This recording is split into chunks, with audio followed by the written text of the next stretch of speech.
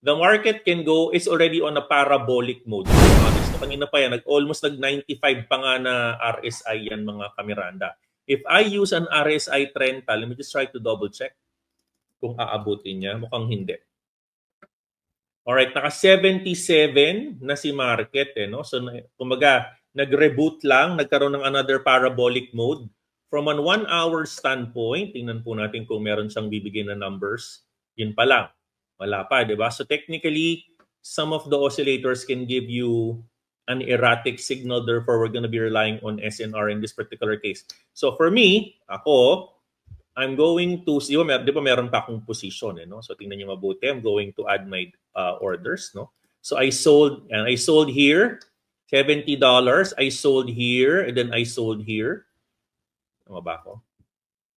Ayan. So I sold here, Kamiranda, right? And I sold here around 70. In this particular candle, I sold, okay? And then I also sold here, no? So I'm going to re-enter and add more position kung babasag pa ng around 79.